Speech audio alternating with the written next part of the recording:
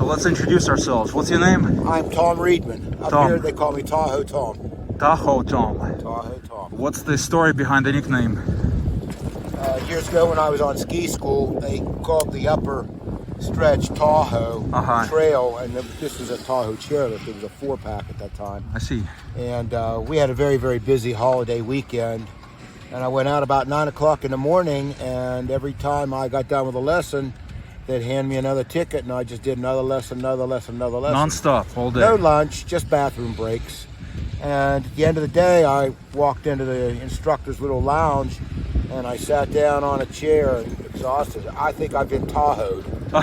So it stuck, and I've been Tahoe Tom ever since. Tahoe Tom. So on the last run, we were talking on the last ride on the lift, we were talking about the Pond Skim. So tell me about the stuff on the north side, those stories. Well, it wasn't so much a skim back there. It was a pond jump, and they had bales of hay and a ramp. So you knew you were going to get wet. The whole idea was to do a fancy trick and to have a great costume or a lack thereof. But it was almost like an outlaw event at that time. Instead of being sponsored by the corporation, it was all the local ski clubs, and some of them were not necessarily chartered. They were just a bunch of great people who liked to hang out and ski together. But everybody would set up their own little bar. We'd have a DJ. We'd have a dump truck that had a liner in it and a wood burner. And as long as you jumped, you were allowed to get in the hot tub. And you just go straight on water. How do you get the skis off in the water? Kick them off. Kick them off. Is it pretty shallow or no? It was pretty deep, but they would have a guy there with scuba gear. I see. And, he would always help out with everything. We had a canoe and a couple of life rings and so on. And then you would get into the wet boots again? Or was it just people only did one jump. They wouldn't do too many jumps. It was more about a party. But they'd have a great big bonfire down there. Lots and lots of food. So how old were you when you did that for the last time? I was probably in my 40s. In your 40s, okay. I'll catch you on the next one. Introduce our judges. So first, judging our skim, we have from WPSI, Susan Coben. Judging splash for KDKA, we have Ross Wadati. Judging costume from the fan, we have Jim Colony. And for the overall judge, we have the struggling skier.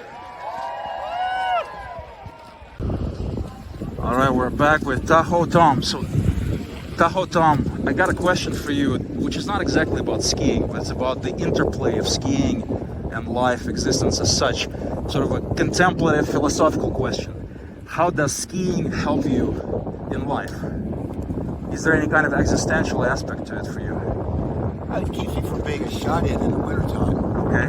I don't think that winter would be my favorite sport if all I had to do was drive in it or shovel it or heat my house.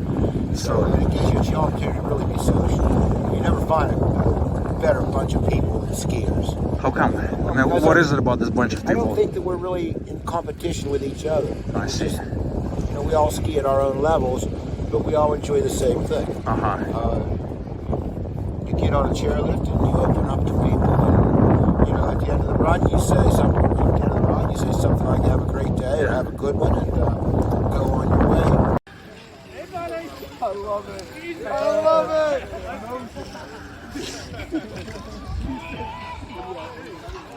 Woo! When you're riding with a ski instructor and they're skiing alongside with you, you might just get a free tip. So what have you noticed? Just that your hands were down a little bit. If you brought your hands, they would be more of the ready position, so that whenever you're making that transition from one set of edges and the skis get flat and you go to the other set of edges, you're ready to make that touch. Because sometimes that touch comes a little bit late, and you'll find your skis are skidding around the backside a little bit because the touch occurred as you were finishing the flat part of the ski. And that touch actually really helps to put you on your second set of edges. I see.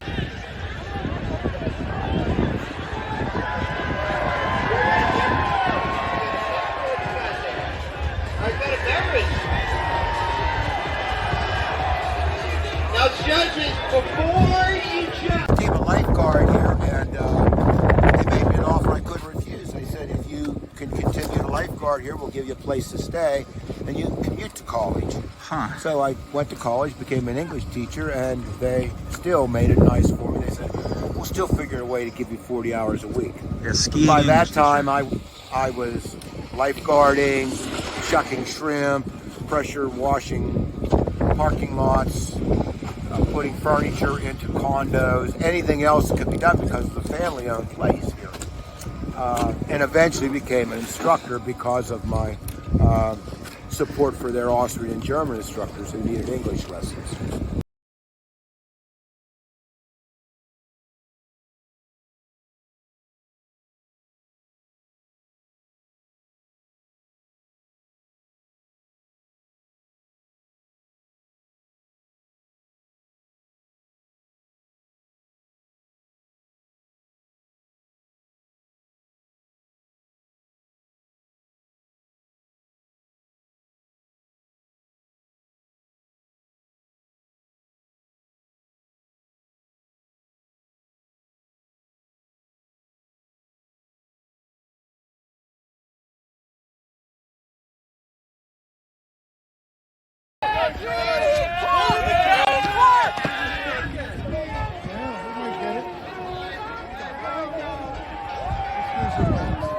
What is up?